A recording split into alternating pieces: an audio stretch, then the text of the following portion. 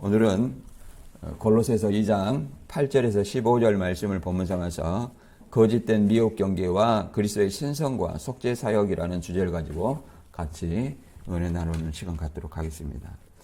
골로새 교회에는 말 그대로 복합적 이단 사상이 나타나 혼합주의 형태를 띠고 있었습니다. 그래서 그리스도론을 왜곡하는 겁니다. 구원을 받으려면 외수 외에 또 다른 것이 필요하다.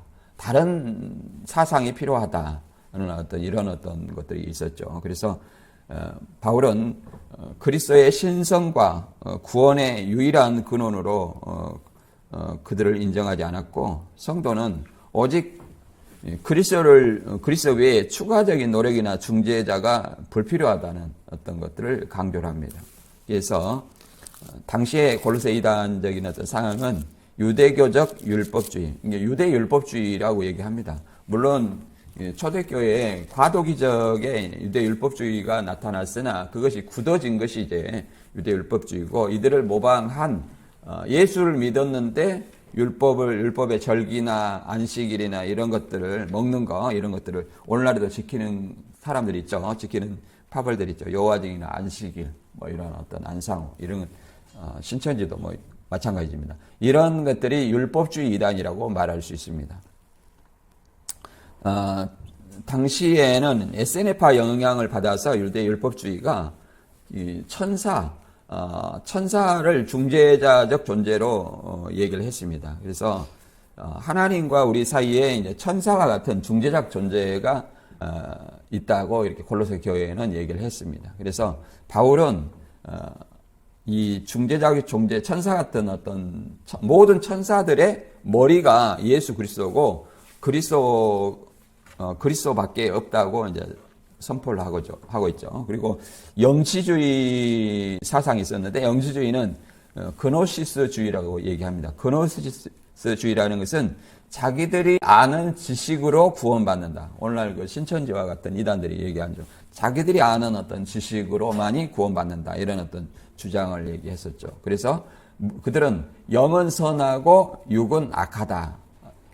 라는 이원론을 가지고 예수님의 육체의 고난을 무가치하게 보거나 또 예수님의 부활을 인정하지 않는 인정하지 않는 그런 주장을 했었죠. 그래서 심한 또 이와 반대로 심한 금욕주의로 이런 것이 이제 신비주의가 있었는데, 여기도 천사 숭배나 이제 금욕주의, 그 다음에 그리스도 유일성을 흐리게 만드는 어떤 존재였었죠.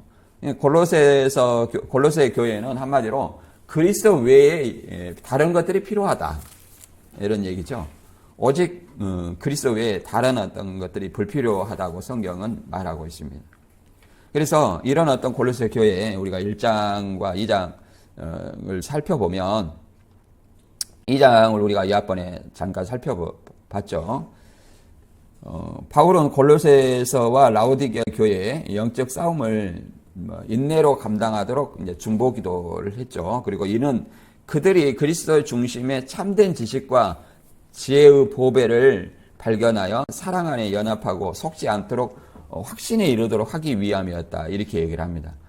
그 말은 이제 다른 지식을, 그리스도 외에 다른 지식을 추구했기 때문에 이런 말을 하는 것입니다. 그리고 헛된 속임수에 미혹될 위험에 대해 경고하면서 성도는 그리스도 안에서 이미 완전함을 얻었으며 완전한 어떤 구원을 얻었다고 얘기를 할 수 있는 거죠. 인간의 전통이나 세상의 초등학문이 아닌 오직 그리스도께 뿌리 내리고 굳건한 믿음 위에 서서 감사함이 넘치는 삶을 사는 성화의 삶을 얘기를 하는 것이죠. 그리고 이제 본문에서는 이제 구체적으로 이단 사상에 대해서 얘기를 하는 거죠. 이단 사상과 이제 그리스도의 십자가에 대해서 얘기하는데, 한번 본문을 읽고 알아보도록 하겠습니다. 골로새 2장 8절에서 15절입니다. 누가 철학과 헛된 속임수로 너희를 사로잡을까 주의하라. 이것이 사람의 전통과 세상의 초등학문을 따름이요 그리스도를 따름이 아니니라. 그 안에는 신성의 모든 충만이 육체로 거하시고 너희도 그 안에서 충만하여졌으니 그는 모든 통치자와 권세의 머리시라. 또 그 안에서 너희가 손으로 하지 아니한 할례를 받았으니 곧 육의 몸을 벗는 것이요 그리스도의 환례니라. 너희가 침례로 그리스도와 함께 장사되고 또 죽은 자들 가운데서 그를 일으키신 하나님의 역사를 믿음으로 말미암아 그 안에서 함께 일으키심을 받았느니라. 또 범죄와 육체의 무할례로 죽었던 너희를 하나님이 그와 함께 살리시고 우리를 모든 죄를 사하시고 우리를 거스리고 불리하게 하는 법조문으로선 증서를 지우시고 제하여 버리사 십자가에 못 박히시고 통치자들과 권세들을 무력화하여 드러내어 구경거리로 삼으시고 십자가로 그들을 이기셨느니라. 아멘. 여기서 이제 골로새 교회의 상황을 적나라하게 알 수 있는 것입니다. 여러 가지 철학이라는 것은 이제 그노시스주의, 영지주의를 얘기하는 거죠. 그 다음에 사람의 전통과 세상의 초등학문, 아주 기초적인 원리를 가지고 얘기를 하는 거죠. 그러니까 이런 걸 가지고 그럴듯하게 그리스도를 믿게 한다는 것이죠. 그리고 여기서 이제 모든 통치자와 권세를 뭐라고 하냐면 악한 천사들을 상징하는 존재로 얘기합니다. 현대인의 번역에서는 천사들을 얘기합니다. 왜 그러냐면 골로새서에서는 천사 숭배가 있었죠. 그래서 그걸 반박하는 논리로 얘기를 합니다. 모든 통치자들과 권세의 머리라는 것은 모든 천사들의 머리가 예수다고 얘기를 하는, 그들보다 위에 있는 존재다 이렇게 얘기를 하는 거죠. 그리고 예수님의 십자가 부활을 통해서 이제 모든 죄를 사하시고 통치자들과 권세들, 여기죠. 통치자들과 권세들을 무력화하여, 이게 통치자들과 권세들이 누구라고 했어요? 천사랄지 악한 천사들. 우리는 범죄한 천사들, 사탄이라고도 얘기를 하죠. 그를 무력하여 드러내어 구경거리로 삼으시고 십자가로 그들을 승리하셨다 이렇게 얘기를 합니다. 그래서 이런 이단 사상의 정체와 노략질의 위험성을 경고하고 이제 그리스도의 완전한 신성이 예수님의 육체에 완전히 드러났다고 얘기합니다. 그래서 예수님은 완전한 하나님이요 완전한 인간이라고 얘기를 합니다. 그래서 성육신한 몸을 얘기하는 거죠. 그렇지만 그렇기 때문에 인간의 몸을 가지고 있었지만 하나님으로서 할 수 있는 오병이의 기적이라든가 사람이 할 수 없는 죽은 나사로를 4일 만에 살린다든가 바다를 잠잠케 한다든가 이런 것들이 하나님만의 신적 속성을 드러내는 것이라고 말할 수 있습니다. 그리고 이 육신의 할례가 아니라 영적 할례를 얘기를 합니다. 영적 할례. 예수 그리스도를 믿음으로 영적 할례를 받았다고 얘기를 합니다. 그리고 이 십자가를 통해서 승리를 했다. 누구를 승리했냐면 악한 사단 마귀, 통치자들과 권세, 사단 마귀를 완전히 승리를 했다 얘기를 합니다. 그래서 이제 하나님의 보좌 우편에 앉으셨기 때문에 천사들의 하늘에서 사단과 그의 천사들이, 악한 천사들이 이제 땅으로 쫓겨서 하늘에서는 우리가 주기도문 한 것처럼 뜻이 하늘에서 이루어진 것 같이, 뜻이 하나님의 뜻은 사단을 멸하고 하나님의 나라를 세우는 것입니다. 그래서 하나님 나라가 예수 그리스도를 통해서 완전히 이루어진 것입니다. 이 땅에도 이루어지리이다. 그 말은 예수 그리스도가 이 땅에 재림하심으로 말미암아 이제 완전히 지상의 사단의 권세를 멸하시고 최종적으로 영생의 나라, 부활의 나라가 이루어지는 재림이 있어지게 되는 것이죠. 오늘 본문은 말 그대로 단순한 어떤 것이 이 골로새 교회의 여러 가지 어떤 복합적인 사상, 이단들, 유대율법주의, 영지주의, 신비주의. 오늘날에도 신비주의가 많이 있죠. 병고침, 여러 가지 은사주의, 이런 것들이 신비주의라고 말할 수 있습니다. 그러나, 오직 우리에게는 구원은 그런 것들이 불필요하다. 성경은 말하고 있습니다. 특히 골로새서에는 그걸 바울은 굉장히 강조를 합니다. 그리스도 한 분만으로 충분하다. 그리스도 외에 다른 무엇이 필요하지 않다고 얘기를 합니다. 그래서 우리는 그리스도 외에 다른 것이 필요합니까? 우리 스스로를 한번 돌아보는 시간이 됐으면 좋겠습니다. 골로새 2장 8절 이제 하나씩 읽어가면서 알아보도록 하겠습니다. 골로새 2장 8절 같이 읽어보겠습니다. 시작. 누가 철학과 헛된 속임수로 너희를 사로잡을까 주의하라. 이것이 사람의 전통과 세상의 초등학문을 따름이요 그리스도를 따름이 아니니라. 골로새 교회 사람들은 그리스도를 따른다 하면서 철학과 헛된 속임수, 그 다음에 사람의 전통과 세상의 초등학문 이런 것들을 가르치고 있었다는 거죠. 그래서 이것을 말 그대로 이 가르침이 사람을 사로잡는, 골로새 교회 성도를 사로잡는 가르침이 그리스도의 어떤 복음이 아니라 철학, 속임수, 세상의 초등학문, 사람의 전통 이것이 관례야, 뭐 이런 어떤 것들 얘기를 합니다. 철학이라는 것은 헬라어로 필로소피아라는 것입니다. 헛된 속임수, 인간적인 지혜. 필로소피아라는 것은 철학은 지혜를 얘기하는 거죠. 진리 탐구, 지혜 탐구라고 얘기할 수 있죠. 하나님의 말씀과 별거로 인간의 이성과 전통에 기반한 종교적 가르침을 얘기를 합니다. 오늘날에도 이제 그런 성경 외에 이런 것들을 가르치는 교회들이 있죠. 겉으로는 논리적으로 예수를 얘기를 하지만 예수가 결여된 무가치한 것들을 얘기를 합니다. 무가치한 것들. 이것이 헛된 철학이라고 얘기를 합니다. 그것이 속임수라고 얘기하는 거죠. 달콤한 말. 초등학문이라는 것은 말 그대로 스토이케이아로 이제 세상의 기초 원리를 얘기합니다. 세상의 기초 원리. 세상의 기초 원리가 성경에 왜 필요하겠습니까? 유치한 가르침이라고 얘기하는 거죠. 우주적 원리, 또 기초적인 것을 얘기합니다. 기초적인 거. 그리고 미숙한 규제들, 율법주의도 여기에 이제 포함된다고 얘기를 할 수 있습니다. 이런 어떤 가르침들을 가르쳤죠. 그래서 신앙의 가장 큰 적은 예수 외에 다른 것을 더하려고 한다는 거죠. 예수 외에 다른 것, 지식으로, 그 다음에 신비주의, 은사주의 이런 것들, 그 다음에 율법주의 이런 것들이 골로새에 있었던 것처럼 오늘날에도 이런 것들이 만연합니다. 사실은 만연해요. 그래서 교회는 복음을 벗어나면 안 된다는 거. 복음을 벗어나 다른 어떤 사상에 사로잡히는 것들이 사단의 속성이라는 것을 알아야 됩니다. 성경은 이렇게 말합니다. 그런 것들을. 에레미야 2장 13절에 내 백성이 범한 두 가지 죄는 생수의 셈인 나를 버린 것과 물을 담을 수 없는 터진 웅덩이를 스스로 판 것이니라. 이렇게 얘기합니다. 이게 생수에 근원된 하나님을 버리는 거예요. 하나님을 믿는다면서 하나님을 버리는 거예요. 그 하나님을 버리는 것이 뭐냐면 하나님의 이름을 팔아서 뭘 하냐면 자기 스스로 구제안을 마련한다는 거죠. 물을 담을 수 없는 웅덩이를 스스로 판다. 그러니까 자기가 이것이 구원받는 길이다 하고 복음의 새로운 것을 만드는 거예요. 이게 뭐예요? 스스로 만든 웅덩이라는 거, 구덩이라는 거죠. 무저갱이라는 거예요. 그게 지옥 가는 길임을 우리는 이해를 해야 됩니다.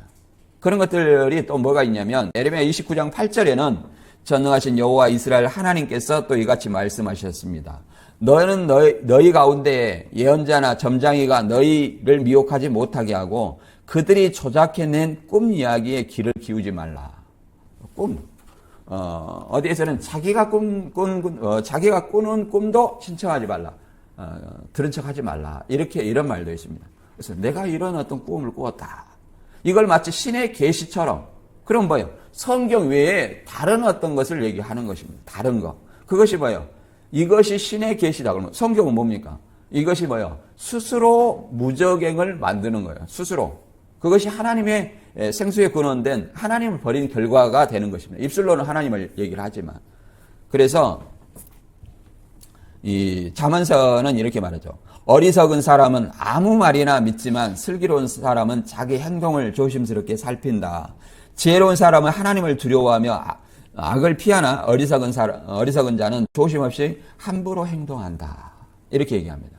그래서 마태 7장 15절에는 거짓 선지자들을 양의 옷을 입고 나오나 속에는 굶주린 이리떼라 이렇게 얘기를 합니다. 그들은 양의 옷을 입었다는 것은 그들의 입에서 달콤한 말이 나온다는 거예요.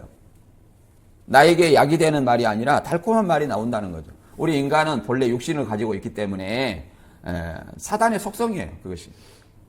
사단의 속성이 가지고 있기 때문에 쓰디쓴 말보다 달콤한 말들을 굉장히 좋아합니다. 그것이 결코 나를 이롭게 하는 것이 아니라는 것을 우리가 이제 좀 생각을 해보면 또 성경에 비추어 보면 잘 알 수 있습니다. 이러므로 7장 20절 이러므로 그들의 열매로 그들을 알려 그들의 말과 행동으로 그렇게 알 수 있다는 겁니다. 그래서 어떤 것을 얘기하냐면 나더러 주여 주여 하는 자마다 천국에 다 들어갈 것이 아니요 하늘에 계신 내 아버지의 뜻대로 행하는 자라야 들어간다. 그러면 그들이 어떤 자냐? 7장 22절에서 23절에 그날에 예수님 재림에 물론 예수님 재림 때 그걸 알아보는 것은 이미 늦었습니다. 그 전에 알아봐야죠. 우리가 주의 이름으로 선지자 노릇했고 우리가 주의 이름으로 귀신도 쫓았고 우리가 주의 이름으로 많은 능력을 행했지 않습니까? 이렇게 자랑한다는 거예요. 그러니까 예수 복음 외에 성경 외에 다른 것들을 얘기하는 거예요. 자기가 스스로 웅덩이를 판 무저갱을 판 그걸 얘기하는 거죠. 자기 스스로 구원의 안을 새로 마련하는 거예요. 이것이 뭡니까? 그들의 열매라고 얘기합니다. 그들의 열매. 이걸로 우리는 분별할 수 있다는 거예요. 그것이 아버지의 뜻을 따르는 것이 아니라고 성경은 분명히 말하고 있습니다. 갈라디아 1장 9절에도 이렇게 말합니다. 우리가 전에 말한 대로 내가 다시 말하지만 누구든지 여러분이 이미 받은 기쁜 소식 외에 다른 것을 전하면 저주를 받을 것이다. 기쁜 소식은 복음입니다. 성경은 신구약 자체가 예수 그리스도를 나타내는 복음입니다. 어떤 특정한 십자가와 부활만이 복음이 아니에요. 사도행전을 보면 베드로나 스데반이나 빌립이나 또 이런 어떤 선지자들이 이런 사도들이 예수 복음을 전할 때 뭘 얘기했어요? 구약부터 얘기합니다. 사무엘 때부터 아브라함 때부터 쭉 설교를 합니다. 이게 구약 신약 다 누구를 얘기하는 거예요? 예수 그리스도다. 예수 그리스도다. 이 성경 하나가 하나의 복음입니다. 그걸 우리는 잊지 말아야 됩니다. 그래서 잘못된 이론, 복음 외에 다른 것, 그것이 잘못된 이론입니다. 고린도후서 10장 5절에는 이렇게 얘기합니다. 이 무기로 우리는 여러 가지 헛된 이론, 하나님에 대한 지식을 대항하는 온갖 교만한 사상을 무너뜨리고 사람들의 마음이 그리스도에게 복종하도록 하고 있습니다. 그리스도에게 복종하는 것은 오직 성경 말씀에 내 잘못된 사상을 복종시키는 것입니다. 잘못된 이론, 하나님에 대한 지식을 대항하는 온갖 교만한 사상, 성경 외에 다른 사상을 얘기하는 겁니다. 그런 것들을 무너뜨리고 사람들이 오직 그리스도에게 복종하게 한다. 이렇게 말합니다. 에덴 동산에서도 창세기에 보면 그러잖아요. 뱀이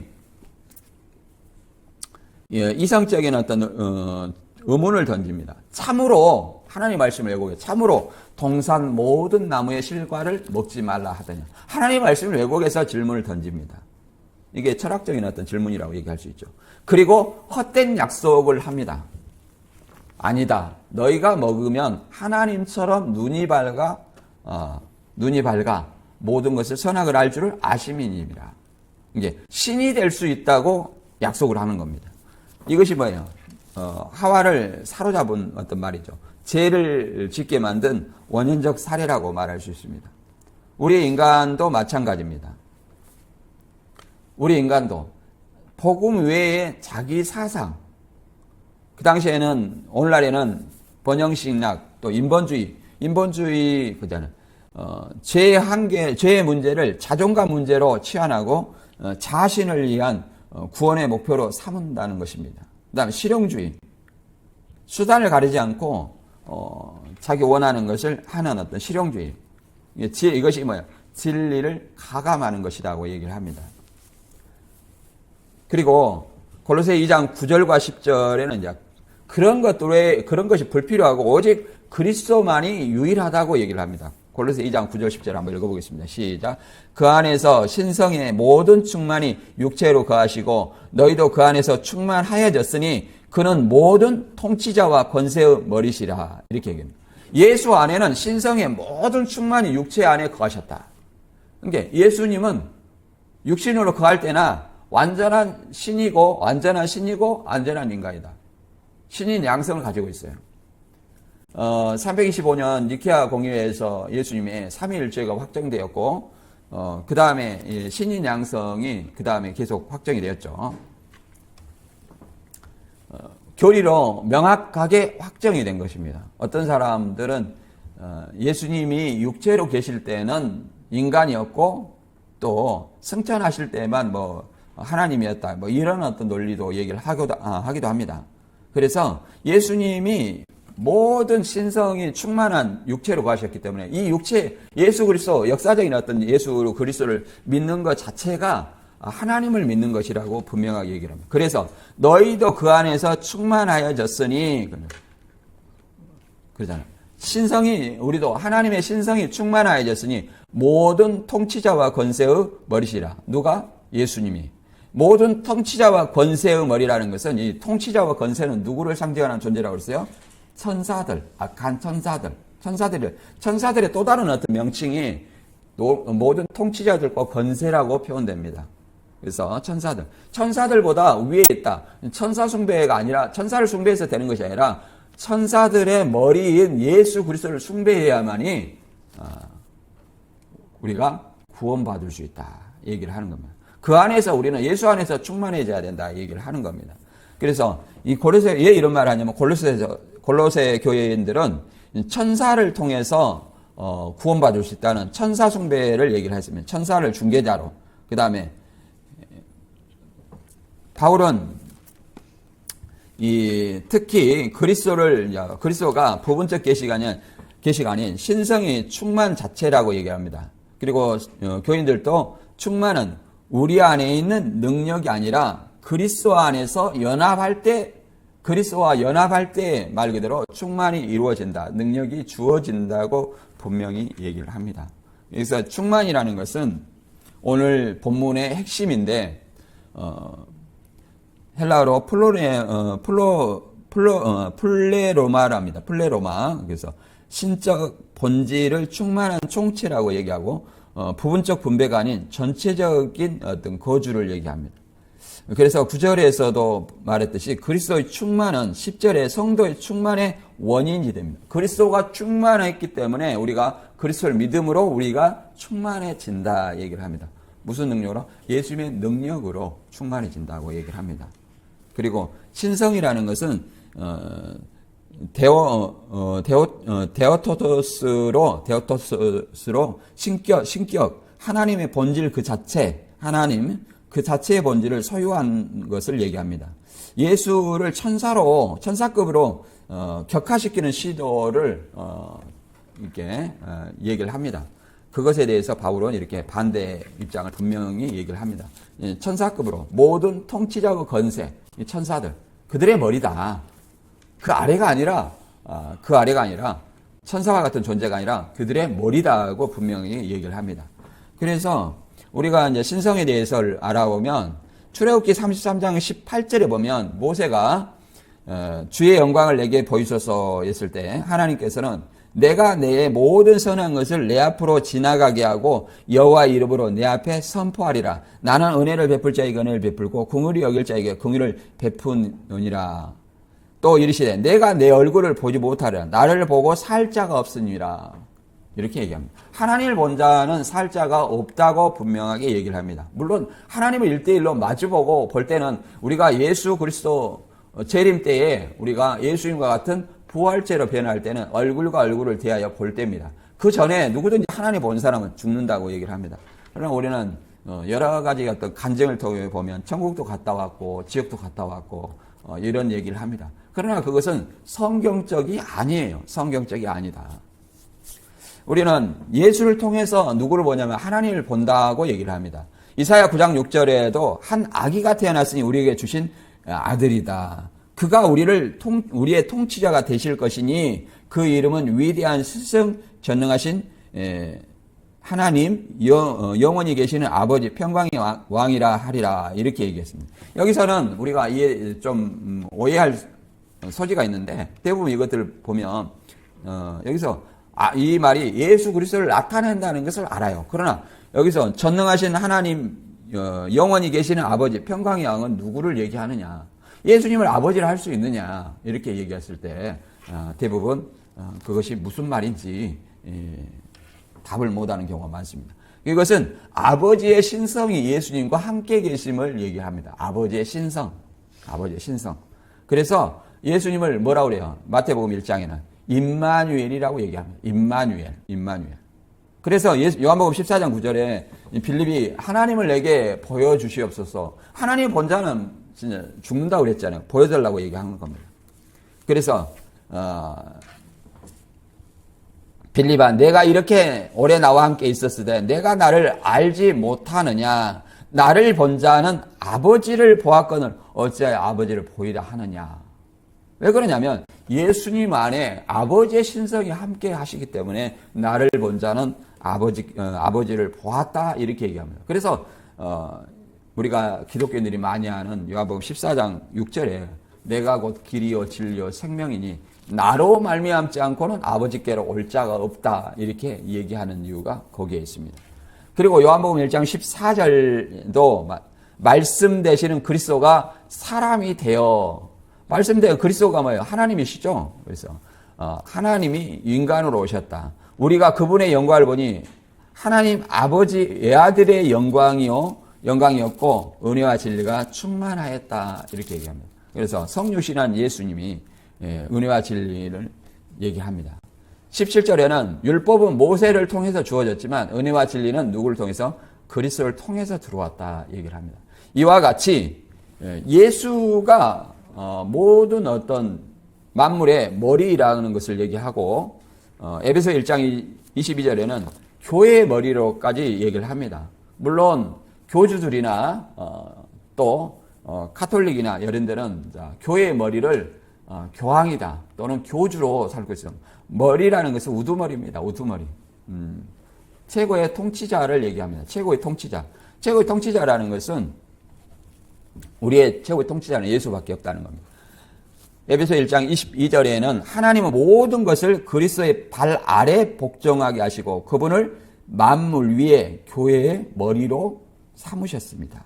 교회의 머리는 누구예요? 그리스도라고 얘기합니다. 교회는 그리스도의 몸이며 교회가 뭐예요? 그리스도의 몸. 그래서 그리스도가 생각하는 대로 움직이는 것입니다. 몸은. 그래서 어디서는 교회는 무엇을 따르냐? 오직 성경, 오직 예수, 오직 주님이 주신 은혜. 이거 안에서 우리는 살아야 되는 거예요. 교회는. 베드로도 그런 고백을 했죠. 시몬 베드로가 주님은 살아계신 주님은 그리스도이시며 살아계신 하나님의 아들이십니다 하고 예수님의 신성을 인정을 했습니다. 이 고백 이후에 이제 뭐가 세워졌어요? 교회가 세워진 겁니다. 그래서 교회라는 것은 예수님의 신성을 인정하는 그 고백으로부터 시작이 되는 겁니다. 예수 외에 성경 외에 다른 것은 1절 성경은 없다고 분명하게 얘기를 합니다. 골로새 2장 11절 이하에는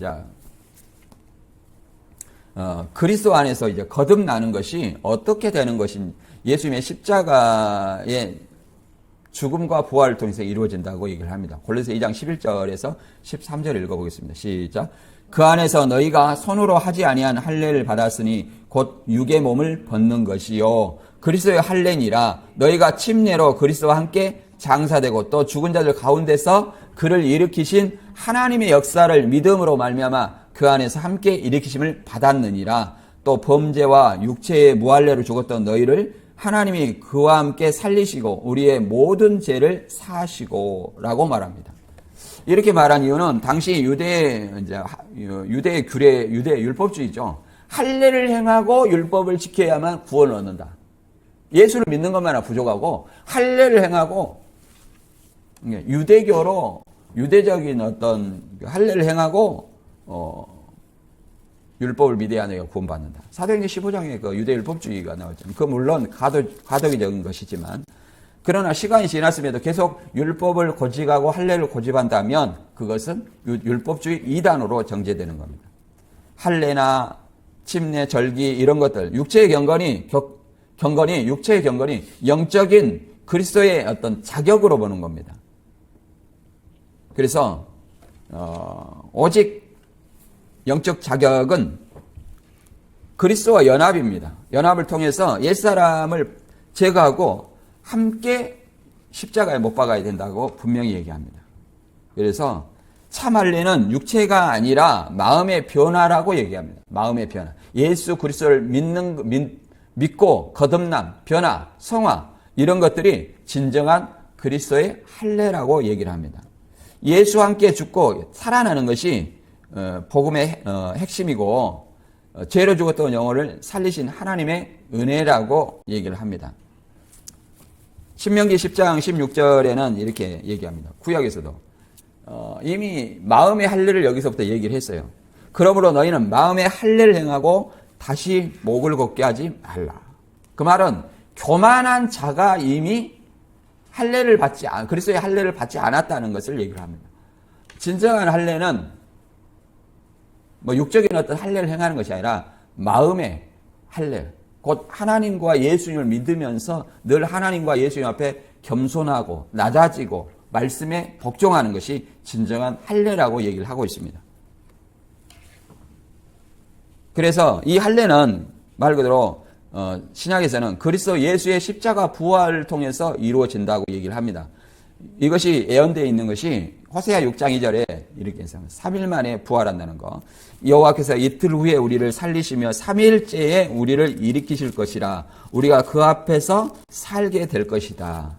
물론 당시에는 이스라엘이 진정한 회개 없이 자기가 구원받을 것이라는 것을 확신하는 내용입니다.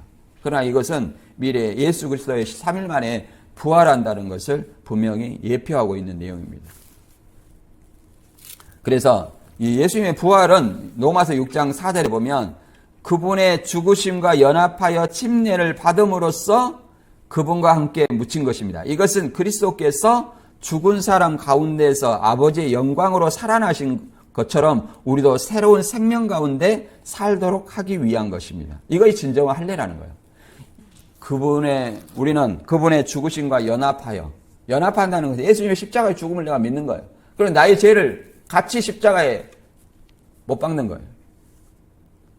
그리고 함께 장사를 받는 거예요. 이게 진정한 어떤 침례를 받음으로 받는 것이라고 얘기합니다.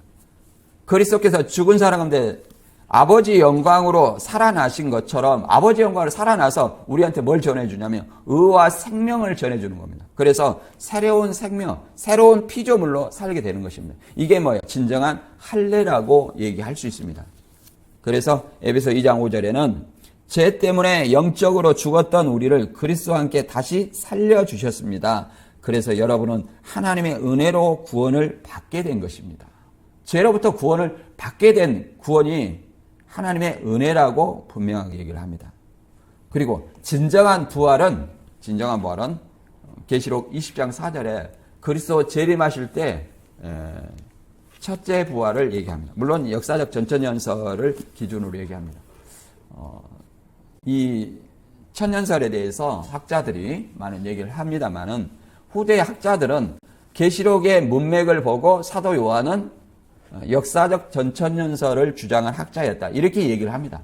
그리고 그의 제자 폴리캅이나 이레네우스는 분명한 역사적 전천연설을 주장한다고 얘기를 합니다. 그러나 오늘날 이제 교단에서는 무천연설을 많이 주장합니다. 왜 그러냐면 무천년 신학자들이 많이 들어와요. 또 여기 화란에서 신학을 하신 분, 또 요즘 현대 신학을 많이 하신 분들이 무천연설을 많이 가지고 옵니다. 무천연설과 역사적 전천연설의 차이는 현재를 어떻게 볼 것이냐, 또 미래를 어떻게 볼 것이냐 이겁니다. 미래를 바라보고 현재의 고난을 참는, 인내로 승리하는 이런 것들은 무천년의 입장입니다. 미래의 소망을 두는 거예요. 현재의 고난을 참고 미래의 소망을 두는 거예요. 무천년은 어떤 거냐? 현재가 즐거운 거예요. 현재가 평안하고 안식한 거예요. 왜? 현재가 천년왕국이니까. 이런 어떤 관점이 달라요. 그러니까 현재 평안하고 복음을 누리고 잘 살고 잘 먹고 이런 어떤 설교들이 전부 무천년 어떤 주의에 가깝습니다. 그러나 우리는 이런 어떤 것, 무천년이 맞다, 역사적 전천년이 맞다, 후천년이 맞다가 아니라 세대주의 역사적 전천연설만 우리는 잘못됐다고 얘기하고 나머지는 선택해서 가르치는 사람이 가르쳐도 상관없다고 얘기하기 때문에 그걸 이단이라고 볼 수는 없습니다. 그러나 저는 본문에 성경 계시록 본문에 있는 그대로 또 우리 합동 측에 본래 박형룡 박사가 역사학 전천년을 주장했기 때문에 또는 그것이 또 맞다고 생각을 해서 이렇게 역사학 전천년으로 설명합니다. 그래서 계시록 20장 4절에 예수의 증언과 하나님 말씀 때문에 목이 베인 사람들의 영혼을 보았습니다. 그들은 짐승이나 그 짐승의 우상에 절하지 않고 그들의 이마와 손에 그 짐승의 표를 받지 않는 사람들입니다. 그들은 살아나서 그리스도와 함께 1000년 동안 다스렸습니다. 이것이 첫째 부활입니다. 이것이 이거죠. 목이 베인 영혼들은 예수를 믿다가 죽은 사람들을 상징합니다. 그들이 예수 그리스도 재림할 때 첫째 부활을 하는 겁니다. 첫째 부활. 그리고 나머지 죽은 자는 순교자가 예수를 믿다가 죽은 사람들을 상징한다면 나머지 죽은 자는 예수를 안 믿다가 죽은 불신자를 얘기합니다. 불신자가 이제 1000년 후에 백보자 앞에서 심판을 받는 거예요. 그들은 생명책에 농맹되지 않았기 때문에 자기 행위대로 불못에 던지우고 사망과 음부도 불못에 던지우는 이런 역사가 있습니다. 따라서 우리가 진정한 어떤 장사 지내는 의미는 옛 습관, 비윤리적인 행위에 대해서 죽은 자다 이렇게 인정할 때, 고백할 때, 그리고 또 자기 의를 세우지 않고 자기 의를 내려놓는 것, 그런 것들이 있을 때 진정한 어떤 십자가에 못 박았다 얘기할 수 있고, 부활의 능력을 의지하는 것은 다른 것이 아닙니다. 부활을 소망하는 거예요. 현재 내가 영적으로 부활했지만 진정한 어떤 육신의 부활, 또 영생의 부활은 현재의 낙심이나 절망 속에서도 나를 살리신 예수님의 능력이 지금도 내 안에서 역사하고 있다는 것을 믿고 또 부활의 소망을 바라보는 것입니다.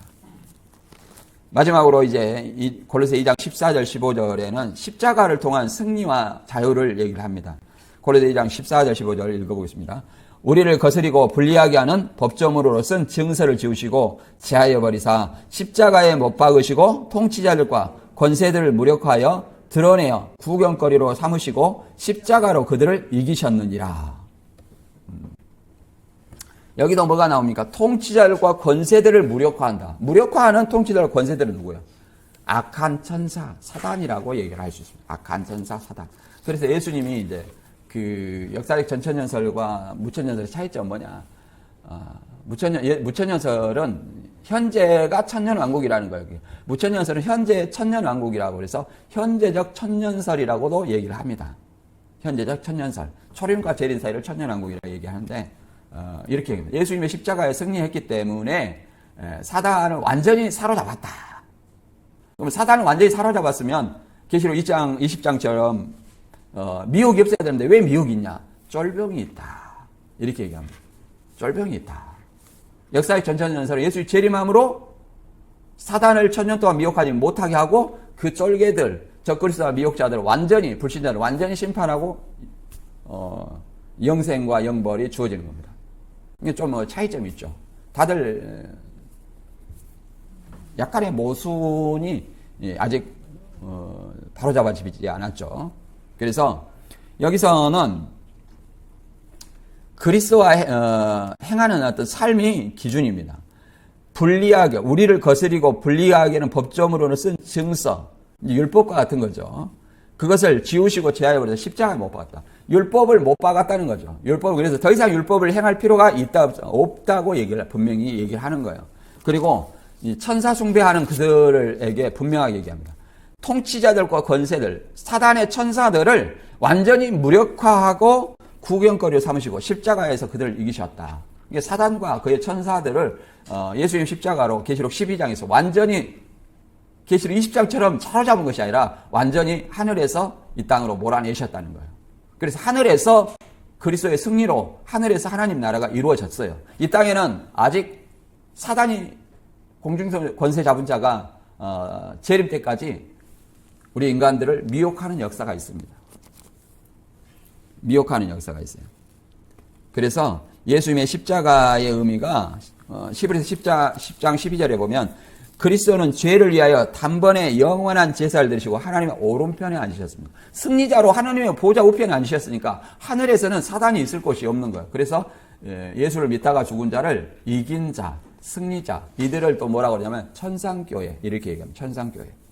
그래서 예수님의 십자가의 의미는 영원한 속죄의 의미가 있고 로마서 8장 3절에는 이것의 의미가 우리가 타락한 성품 때문에 율법이 연약하여 할 수 없는 그것을 하나님은 하셨습니다. 하나님께서는 죄의 문제를 해결하시기 위해 자기 아들을 죄 많은 인간의 모습으로 보내시고 우리의 죄값을 그에게 담당시킨 것입니다. 그것은 육신을 따라 살지 않고 성령님을 따라 사는 우리에게 율법의 요구를 이루기 위한 것입니다. 율법의 요구를 이루었다는 것은 율법은 뭐예요? 죄의 삭은 사망이에요.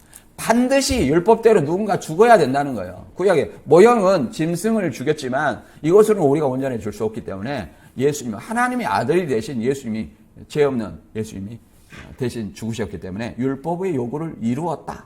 이루었기 때문에 마쳤다고, 율법의 마침이 됐다고 얘기하는 거예요. 마침이 됐다.